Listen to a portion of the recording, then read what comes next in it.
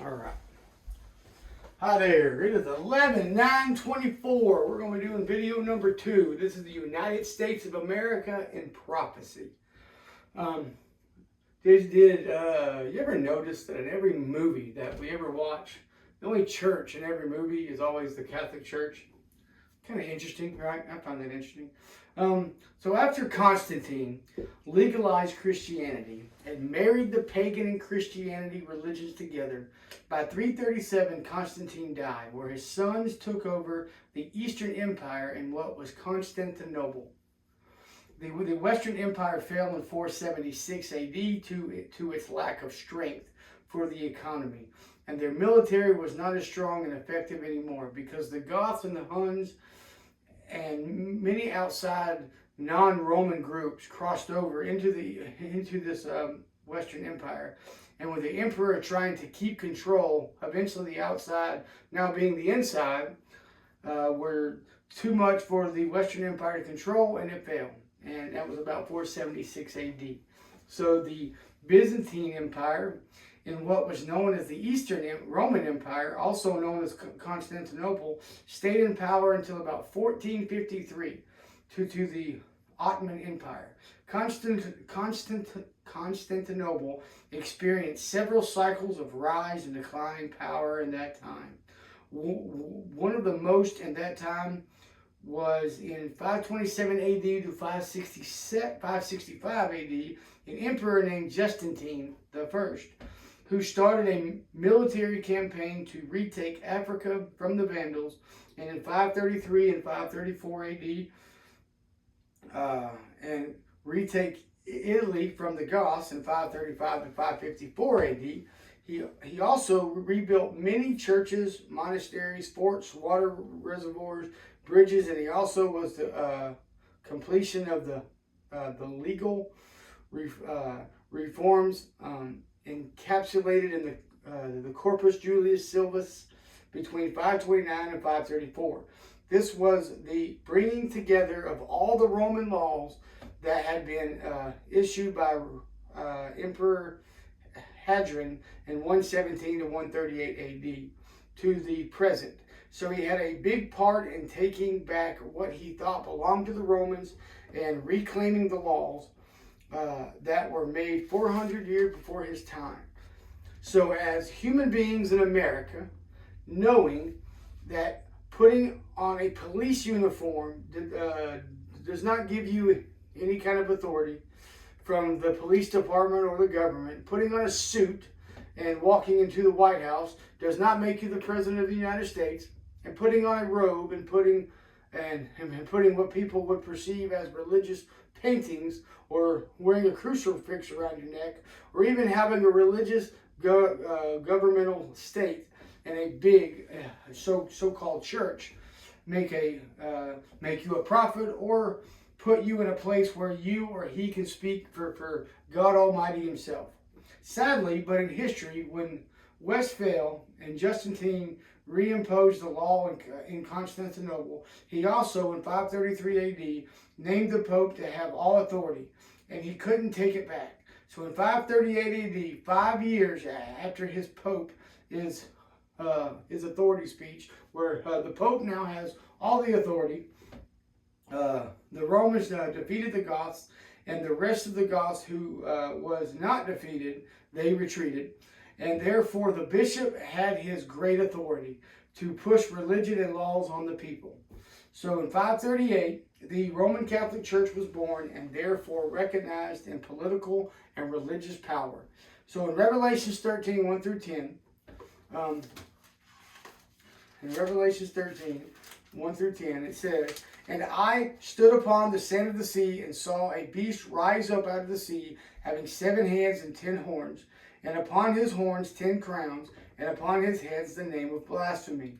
And the beast which I saw was like unto a leopard, and his feet were as the feet of a bear, and his mouth as the mouth of a lion. And the dragon gave him his power, and his seat, and his great authority." So this beast that rises up, this great authority here in Revelation 13, it is a beast, and if you notice, it has the It was likened to a leopard, but it has the feet of a bear and the mouth of a lion. So this beast is like a transformer, and all these different animal types together that we've gone over, in the book of Daniel.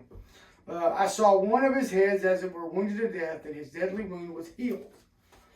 And all the world wondered after the beast, and they worshipped the dragon, which gave power unto the beast. And they worshipped the beast, saying, Who was like unto the beast, who was able to make war with him? And there was given unto him a mouth speaking great things and blasphemies. And power was given unto him to continue 42 months.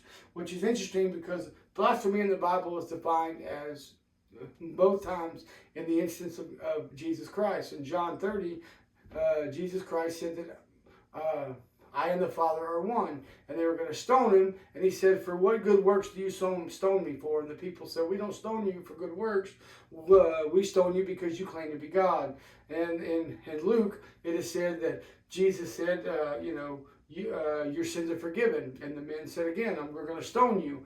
And Jesus said, Why are you going to stone me? And they said, Well, because you claim how to forgive sins. And the only ones who can forgive sins are God, not you, or not man. They said only God can forgive sins. But interestingly, the Catholic Church, the Pope, claims to be God, sitting in God's seat while God is no longer here. And while Jesus is no longer here, he claims to be God. And he also claims to forgive sins. Come tell me your sins, my son, I'll forgive them. Right? And the Pope deems that whatever he forgives, God has to forgive also, which is interesting. And he opened his mouth and blasphemed against God, to blaspheme his name and his tabernacle, and them that dwell in heaven. And it was given unto him to make war with the saints and overcome them, and power was given him over all kindreds and tongues and nations.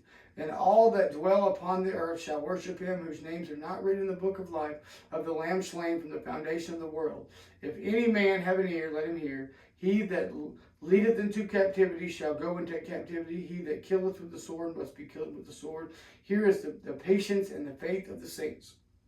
And here it is. And I beheld another beast coming up out of the earth, and he had two horns like a lamb, and he spake as a dragon. And he exerciseth all his power, the first beast before him, and causeth the earth and them which dwell therein to worship the first beast, whose deadly wound was healed.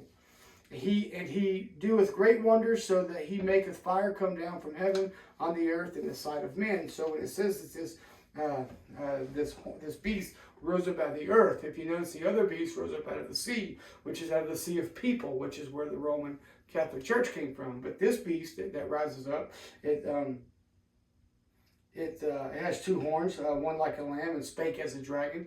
So that would be America. If you know anything about America, America sprung up from the earth. It didn't spring up from amongst people. It sprung up from amongst the earth. There was really nobody living in America like there is today until America, they came in, and they had great authority very, very quickly. And we're going to go over that. So political power to enforce the laws and blasphemies, meanings that this power was according to John 10:30 and 10:34, which he claimed to be God. So in this power, not only are they going to have a political power, but they're going to have also religious power to speak these blasphemies against God. And they're going to have the political power to speak as a dragon. That's important. So, and it was in Luke 5:21 and 22, where the Pharisees claimed that Jesus was blaspheming God because he claimed to forgive sins.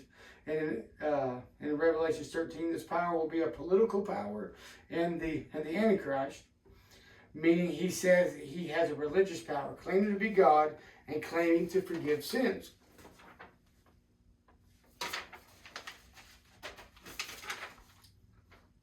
Wrong paper. Okay, and claiming to forgive sins.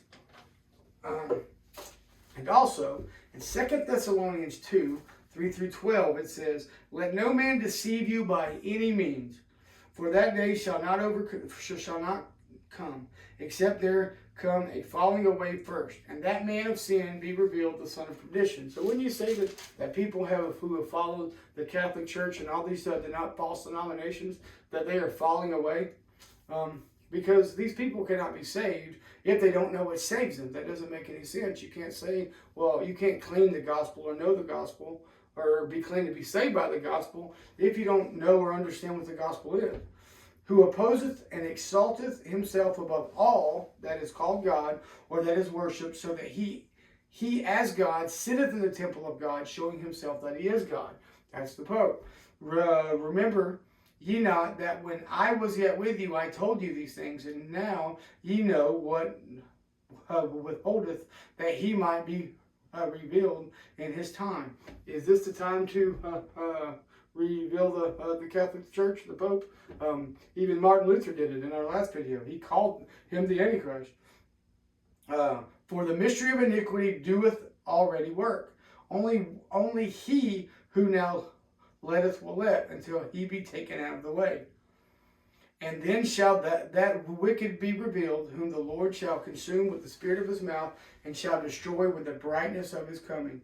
Even him whose coming is after the working of Satan with all power and signs and lying wonders, and with all deceivableness of unrighteousness in them that perish, because they received not the love of the truth, that they might be saved. And for this cause God shall send them strong delusions, that they should believe a lie, that they all might be damned who believed not the truth, but had pleasure in unrighteousness.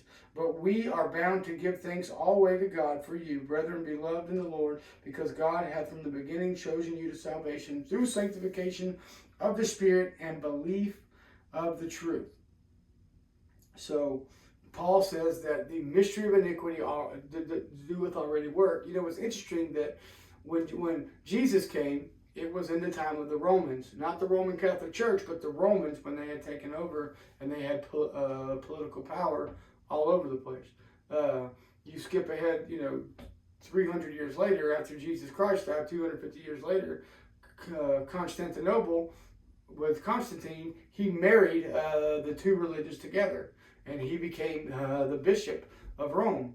And that's how the Catholic Church started. And then when God talks about he's coming back to judge, Jesus coming back to judge, rule, and reign, and he's going to show him that, that he's coming back. He's going to come back, with Rome still at the, quote, head. And when God comes back to, or when Jesus comes back to judge and rule and reign, which is God, Jesus is God, when he comes back to judge, rule, and reign, Rome is going to have so much political power. I think it's going to be interesting. And by the end of this, I think you'll see how that's going to happen. So, in verse 4, he calls himself God, and worship is God. He sits in the temple of God, showing everyone that he is God. That's exactly what the Pope does. So let's count the ways. The Roman Catholic Church is the mother of all churches. And when we get to it soon, the Reformation, which we just went over there in our last video, starts with the Protestant Church, which of all the denomination system, from which all denominations it stemmed, out of that event. The Roman Catholic Church was the mother of all churches, and all the other churches are her daughter. All the denominational churches that we went over in our last video and other videos, are the other daughter churches to Rome. And in Ezekiel 16:44 says, "Behold, everyone that uses proverbs shall use the proverb against thee, saying, as the mother, so is her daughter." Jesus' birthday was never to have ever been said to be celebrated in the Bible. Nowhere does it talk about celebrating Jesus' birthday. But Julius I decreed as a bishop and an emperor that we celebrate Jesus' birthday on December the 25th. Interestingly, all the other pagan gods, their birthdays were always on December the 25th. And no doubt, the Pope is, quote, the Antichrist, because anti means in the place of. And he claims to be in the place of God. So claiming to be the vicar of Christ. The Pope says he is in the place of Christ. Calling himself the vicar of Christ means that he is in the place of Christ. He's claiming that for himself. And the Pope also blasphemes God by claiming he is God and he can forgive sins, and calls himself Father. In Revelations 13, 2 and 3, which we just read, it says that the beast had great authority and the beast had a wound unto death. Well, when the Roman Catholic Church was given authority, in verse 5, it was actually, it came about and given that authority by the emperor. Remember while we read that he was given all authority in earth by the emperor in 538. Well, for 42 months, the Bible is talking about in Revelation, it talks about 42 months, which is 1,260 days. Well, the Bible always converts days into years. So if you convert 1,260 days into 1,260 years from 538 AD to 1798 AD, 1,260 years later, you'll actually see where Napoleon had the Pope arrested and thrown in prison because he didn't want Pope to have all the authority anymore, and he was sick of listening to the Pope. So he went and had the Pope his authority taken away, and he wouldn't have the Catholic priest, the Pope, the papacy shut down. Where in fact it actually that's where he got his wound from. And amazingly, it talks about when it comes back to life, it's gonna be more powerful, and the wound will be healed, and everybody will wonder after the beast. Well, in 1929, the Pope not only was, the papacy was not only put back in as a political power, but it was given a stake, and it's the biggest religious and the most, it's the richest and the most prosperous religious state anywhere. It says it'll be built on 7 hills. It's built, or it says it'll be built on 7 hills, on 7 mountains. It's built on 7 hills. There's just so much we're going to get into. But, the deadly wound was healed in 1929, where the Roman Catholic Church deemed state, with its own military, the richest and most prominent state when it comes to religion or just political power. Also, in Revelation 17:9 says, "And here is the mind that hath wisdom. The 7 heads are 7 mountains on which the woman sitteth." Well, the woman always represents a church. And in history, let's see, in the Lateran Palace on the Caelian Hill remains the official headquarters of the Roman Catholic Church. It replaced the Temple of Jupiter, Juno, in Minerva on the Capitoline Hill that was the headquarters of the pagan Roman Empire. And that sits on 7 hills, and that's where the Roman Catholic Church is today. In Revelation 17:1, it talks about the woman on many waters. The waters in Revelation. And 17:15 says, "The waters which thou sawest, which where the whore sitteth, are peoples, multitudes, nations, and tongues." No doubt, the Roman Church has great authority and influence. That what it means in Revelation 13:3, people wondered after the beast. It means that people think like the Roman Catholic Church. They think like the beast. They think like the leopard, which was Medo-Persia, which is where the Mithra religions came from, and they think like Greece and everything that they do. We did a video on Greece about how their mark actually set up for how we live in America today, with their writings, their plays, their politics, everything. And Rome mirrored Greece, and we mirror Rome. So we're all like one big beast together. For example, for influence in every movie you've ever watched, and it has every church in the movie, it's always a Catholic Church, every time. The Catholic Church, meaning universal, it wants, and it's still fighting for a one world order in which the Pope could rule, being the whore sitting on many waters, because she defiles everything. In Revelation 17:4, it talks about purple and scarlet. Purple represents royalty, scarlet represents blood. And the Roman Catholic Church, they represent both. That's what they wear. Baptisms. Just as the Baptists, who are water baptized, they get it from the Catholic Church. Baptizing babies so they can, quote, live a sinless life. And Numbers 19:11 through 13. Whoever touches a dead body will be unclean 7 days and must be cleansed and purified in water. So the Catholics was trying to purify themselves and newborn babies in water. But interestingly, then the newborn baby just come out of water, out of the womb.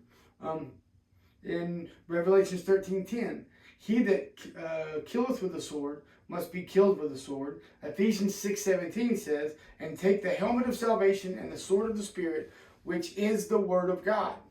So what do we got?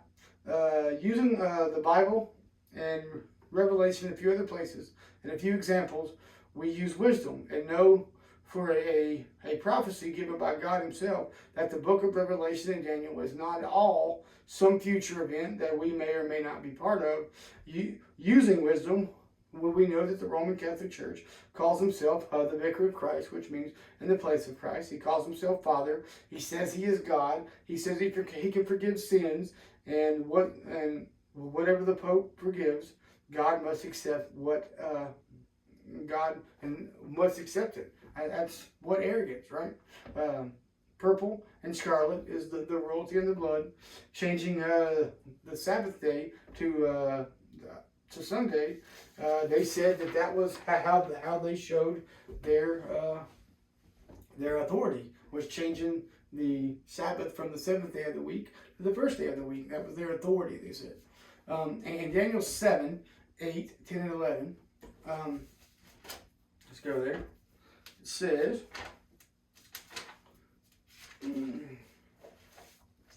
Daniel 7, 8, 10, and 11.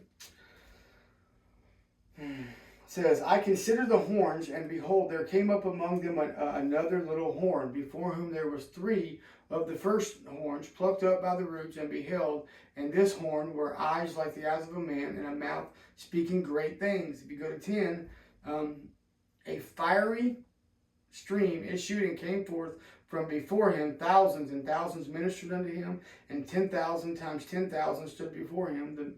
The judgment was set, and the books were opened.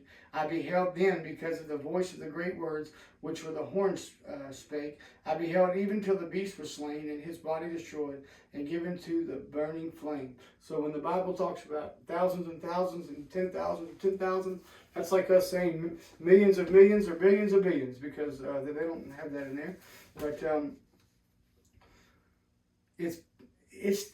so the United States, it displaces 3 horns.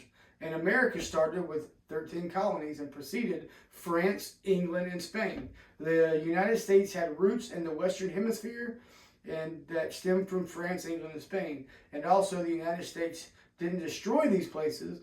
They just they removed them from the part of the world that would later become the United States. The eyes of a man. It talks about the eyes of a man. It symbolizes the idea of seeing things through mankind's eyes. It represents humanism that underlies the worldview of the United States. The concept of democracy is based upon the idea that government should rule through the consent of the very people being governed. It is also the ability to govern itself and to overcome every problem and challenge it is confronted by. We see this in American, like we the people. We see this in the e pluribus unum, meaning from many one, and united we stand, which are pompous, boastful words. The little horn spoke proud words, said in all 4 prophecies in the book of Daniel, all end the same way. The restoration of David's kingdom, where Jesus Christ rules forever. Therefore, God's future government will not be a democracy; it will be a theocracy, which means ruled by God. But knowing this context, you start to understand why God was characterized the humanistic democracy as boastfulness. And knowing the United States' earlier claims, it starts to make sense and come together. But 3 phrases that the United States uses to govern itself with. But three phrases that the United States uses to govern itself is one nation under God, The Declaration of Independence was based on a certain inalienable rights bestowed upon mankind by a creator. They based the rights on natural law and nature of God. And so the founding fathers proposed a new government on divine right. And also, since we write in God we trust on our currency and one nation under God, the Catholics, even other church denominations, claims that the United States is uniquely pleasing to God and serves God's purpose. Well, that can't be true. The best form of government, Revelation 13. We just read it. But it's understood that this beast that rises from the earth will govern, trying to separate church and state. Democracy is, quote, supposed to be fair. The leadership that is voted in by the people and trusting that things that are being voted on daily, sometimes a couple of times a day, will be done fairly and at the very least have the people's rights in mind. Meanwhile, voters are waiting on their turns to vote every few years.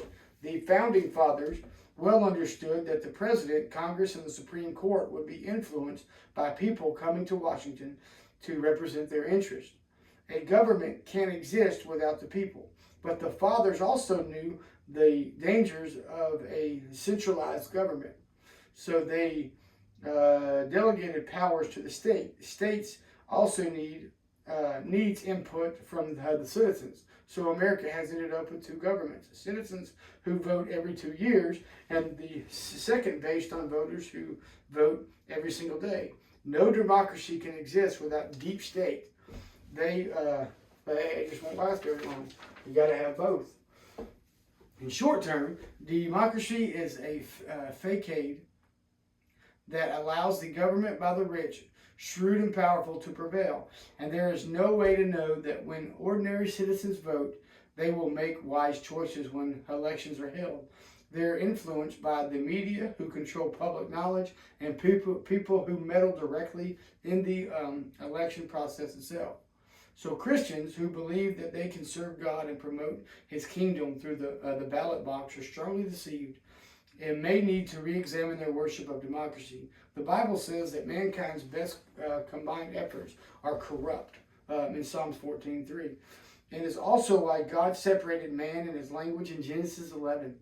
The Bible nowhere encourages Christians to further their interest of God through political action. Nowhere does the Bible say to further their interest by God through political action. But it nowhere encourages grabbing the levers of power in order to fulfill God's agenda.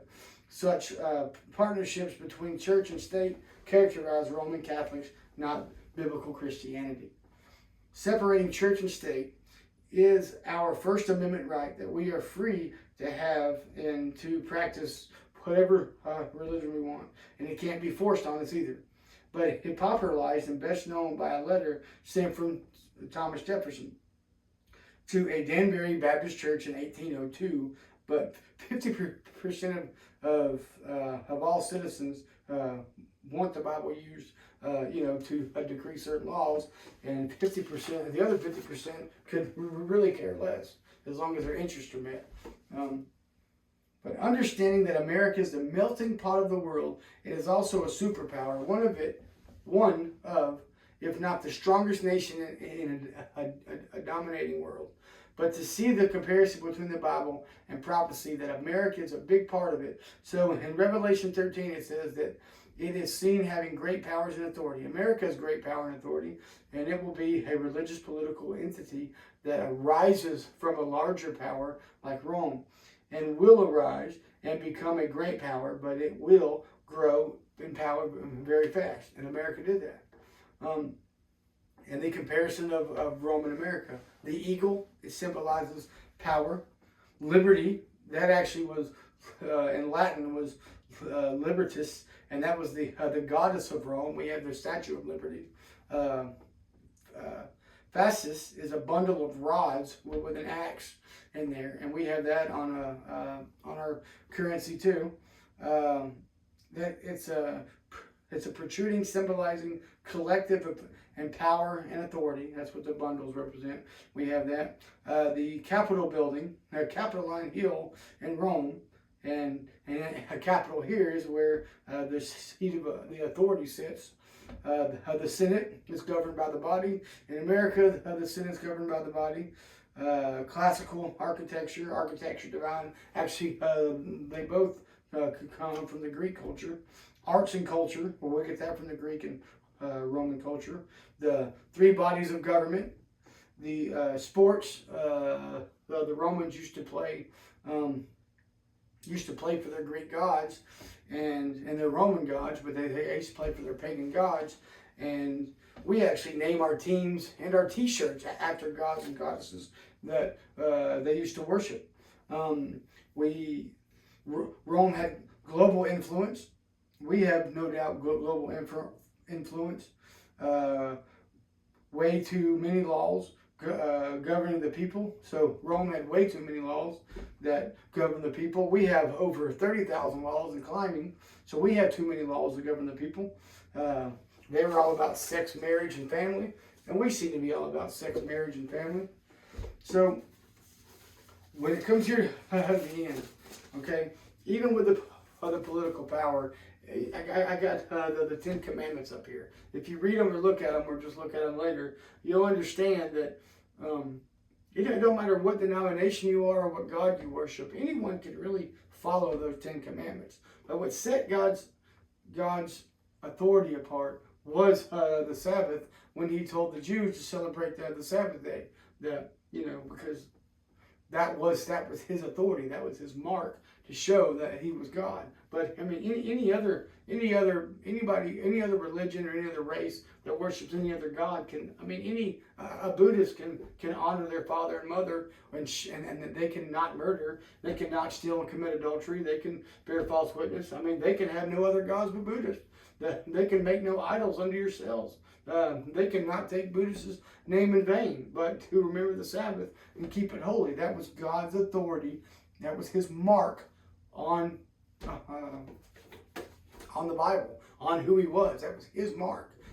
Every mark has a seal on it. It has the name. It has the presidency. It has his title, his name, his title, and his kingdom. It has the president. His title is president. His name, say Trump. His title is the president, and his seal would be the kingdom of the United States. Well, that's the same thing with God. He's got his name, his title. I mean, his name is God. His title, I mean, he is the Holy One, and he's the creator of all. His kingdom is everywhere, everything, because he created it. But what is the overall agenda for America? Well, where are we going? Why did all this melting pot start and continue? If you see up here, I got the 2030 Agenda for Sustainable Development. They're going after the people, the planet, prosperity, peace, and partnership. This is their plan for you by 2030.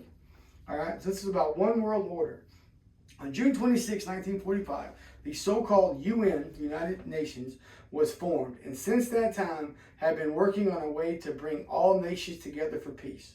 So think of this Antichrist being the Roman Catholic Church implementing this. So I think a lot of people that even know anything about the Bible have heard of Antichrist, have heard of Satan and the devil. They think of like this end time prophecy of him taking over is going to be just hell on earth and murder and mayhem.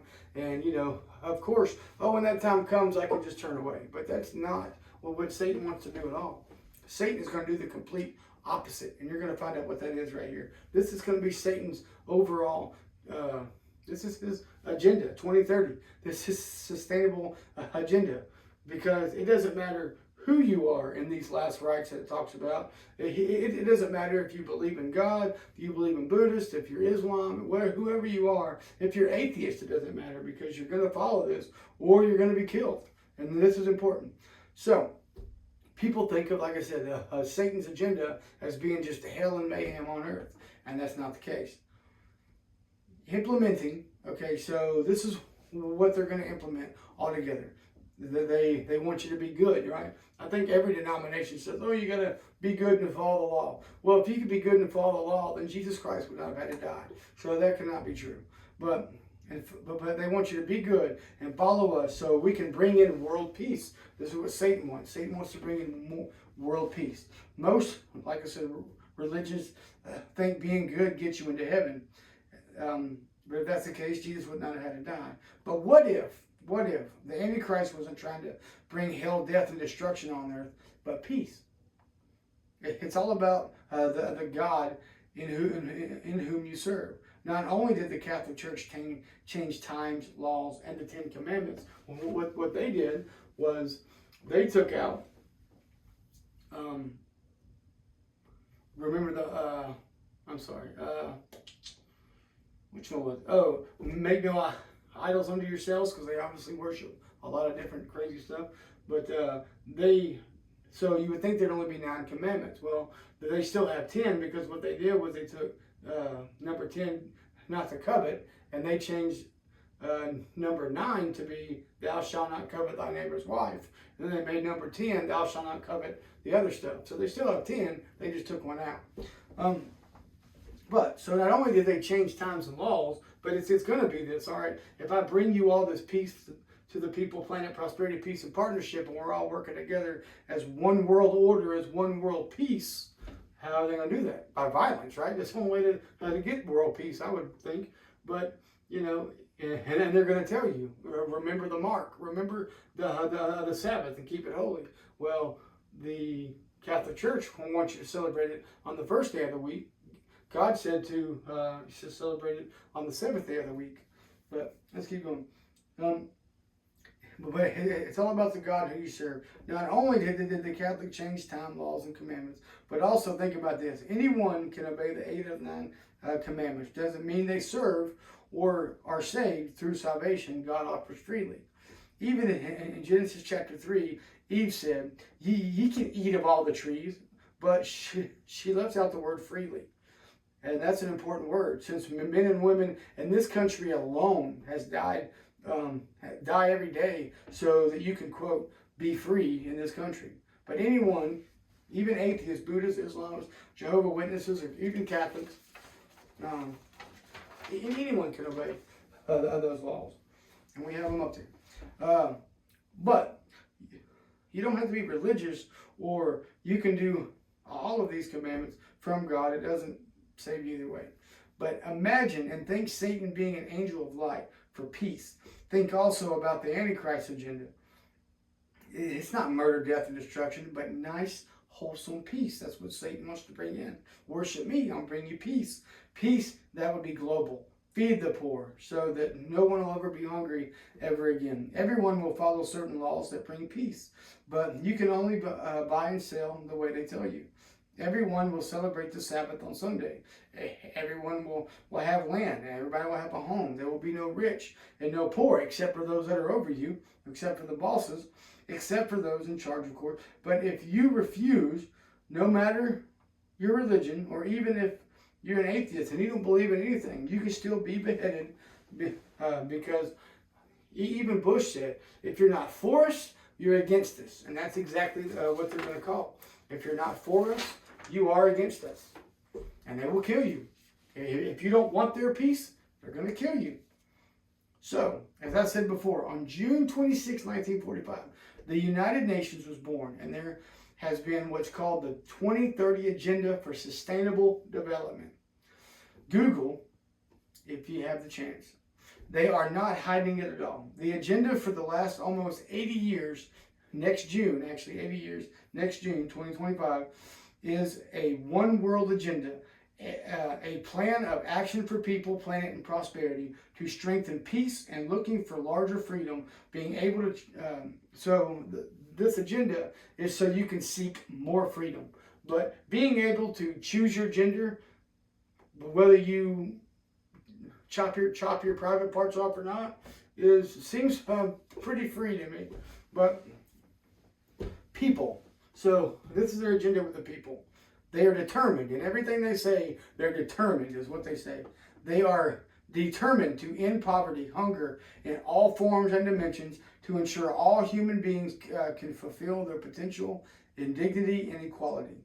For the planet, determined to protect the planet from degradation through sustainable consumption and production, so that it can support the needs of present and future generations.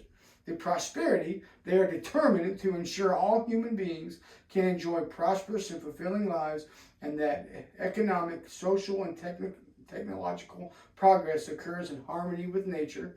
With the peace, they are determined to foster peaceful, just and exclusive society which are free from fear and violence. But how do you do any of this? Through fear and violence, I would think. The partnership, determined to mobilize the means required to implement this agenda through a revitalized global partnership for sustainable development based on a spirit of strengthened global solidarity focused on the needs of the poorest and most vulnerable, and with the participation of all countries, all stockholders, and all people. So everybody they want everybody involved in this. They didn't have a document on terrorism until Bush was not allowed to sign the document for terrorism until terrorism came. They weren't going to sign it, but when 9/11 happened, they signed it. You can't implement something that never happened. So they had to make it happen so that, it could be signed so they could have access to the entire world. And like I said, they've been working on this since it started when the UN started June 26, 1945. But they actually started their sustainable development on the 70th anniversary, which was 2015. They've been starting this 2030 agenda for the sustainable development. And in New York, September 20, this is when it started. And this is when it happened. In New York, September 25th to the 27th, in 2015, so-called celebrating the 70th anniversary of the United Nations, have decided on global sustainable development goals. On behalf of the peoples we serve, we have adopted a historic decision on a comprehensive, far-reaching, and people-centered set of unusual and transformative goals and targets, working tirelessly for full implement of the SDG by 2030. We will by 2030 to end poverty and hunger everywhere, to combat inequalities within and among countries, to build peaceful, just, and inclusive societies, to protect human rights and promote gender equality and the empowerment of women and girls, and to ensure the lasting protection of the planet and natural resources. These are universal goals and targets which involve the entire world. For the three dimensions of sustainable development, it's integrated, indivisible, and balanced. That's the three dimensions of this whole development. We are setting out a supremely ambitious and transformable vision. We visualize a world free of poverty, hunger, disease, and want, where all life can thrive. Also, envisage a world free from fear and violence. We envisage a world with universal literacy, a world with equal education levels to healthcare and social protection, and physical and mental health well-being are assured. A world sustained and free to drink clean water, clean hygiene, where food is safe. A world where human habits are safe. A world safe and universal respect, no matter the religion, race, and human dignity. The rule of law, justice, equality, and non-discrimination. A world in where women and girls can change genders from women and girls can change genders. So from air to land, from rivers, lakes are sustainable. From peoples to planets to rivers to lakes to all this stuff, everything is sustainable. The bad thing is, people say, well, you can't control my money. Well, I believe in other countries, they actually had it where you could only pull out of your bank like once a week. And if you missed that day of your time, you missed it for that week. So you didn't eat. You and your family would starve to death. When it talks about peace for the entire world and no poverty, that means that you won't have any more money than me, and I won't have any more money than you, no matter how hard you work or how hard I work. They want us to be equals. And apparently they're doing this so that women and girls can change their genders. Like, what would they have anything to do with any of this?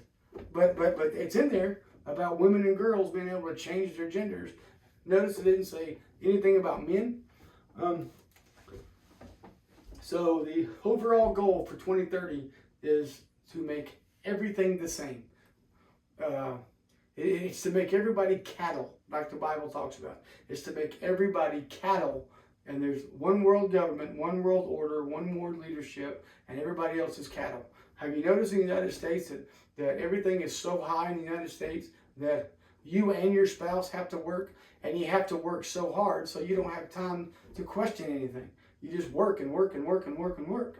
So, but it's important that you understand that this United States that was implemented, 250 years ago almost, it was made for a purpose, a melting pot for the whole world to start here. And then, honor the whole world. Because the Jesuits, and on the other video I didn't talk about the Jesuits, they were actually kicked out of every country. So they needed a place to come so they could figure out how to promote the Pope's authority and to figure out how to do one world government and order. And what did? They chose to build a melting pot, like the United States of America. And now they're going to implement this 2030 agenda that they've been trying to do now for 10 years and got another 6 to go. And we just had another election with I believe Trump won the election. So I guess we'll see where it goes, but this is their plan for you and for me, whether we want to or not. You want to talk about freedom? How can we all be free if we're all the same? That's not freedom at all. That's to me, that's less than freedom. But this right here is what your United States of America is in prophecy for. This is what God is trying to warn you about. And whether you're Baptist or you're Catholic or you're Jehovah's Witnesses, whatever, we're all going to follow the same plan. So if we don't stand up together and figure out a way out of this, like we're all going to be cattle, and that's just the way it's going to be. But it's 11/9/24. I appreciate you being here. That was the second video. But I hope you learned a lot. It was great. I hope you listened. We love you, and bye.